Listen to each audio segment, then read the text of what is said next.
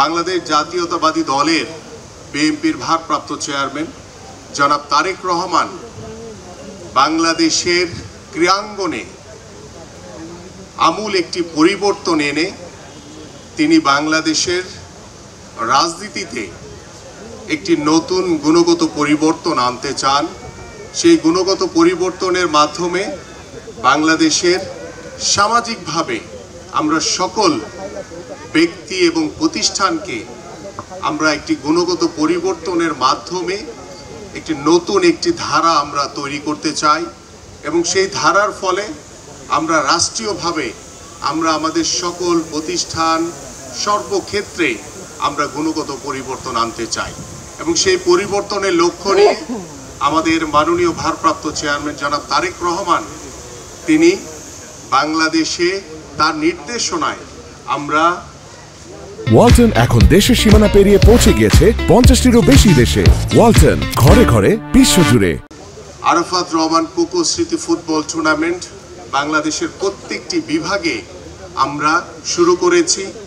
আমাদের Zia cricket tournament প্রত্যেকটি বিভাগে আমরা শেষ করে ঢাকায় ফাইনাল রাউন্ড ইতিমধ্যে আমরা শেষ করেছি। আমাদের জিয়া আন্তঃথানা ফুটবল টুর্নামেন্ট আমরা ঢাকা মহানগর উত্তরের আগামী 18 তারিখ ফাইনাল ম্যাচ অনুষ্ঠিত হবে এবং আমরা আশা করছি যে আজকে যে নতুন একটি ধারা তৈরি হলো যে জিয়া উদ্যানে আমরা এই লেকটিকে দেখেছি গত 17 বছর অবহেলিত অবস্থায় ময়লা আবর্জনায় স্তূপে ভরেছিল। আমরা সেই লেকটিকে পরিষ্কার করে আমাদের আজকের যে সারা বাংলাদেশ থেকে যে বরেণ্য সাঁতারুগণ আমাদের এখানে উপস্থিত হয়েছে, ইতিমধ্যে বেশ কয়েকটি ক্যাটাগরিতে আমাদের সাঁতার পর্ব ইতিমধ্যে শেষ হয়েছে।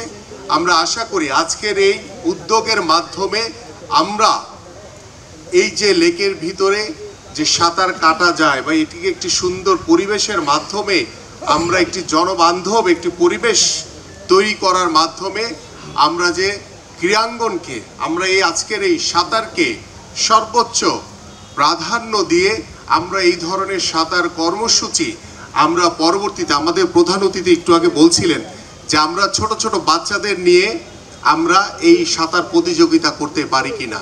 আমি আপনাকে আশ্বস্ত করতে চাই ইনশাল্লাহ আমরা দ্রুতই আমাদের বয়সভিত্তিক হয়তোবা 12 বছর কিংবা 14 বছর কিংবা 16 বছরের বাচ্চাদের নিয়ে আমরা হয়তোবা এই লেকেই আমরা ইনশাল্লাহ একটি সাঁতার কর্মসূচি আবারও উদ্বোধন করব।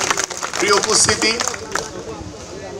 আমরা শুধু বাংলাদেশের গত 17 বছরের যে দুঃশাসন দেখেছি সেই দুঃশাসনের যে ভুক্তভোগী বাংলাদেশের প্রত্যেকটি মানুষ, বাংলাদেশ জাতীয়তাবাদী দলের প্রত্যেকটি নেতাকর্মীদের উপরে যেভাবে জুলুম নির্যাতন নিপীড়ন হয়েছে সেটা কখনোই ভোলার নয়।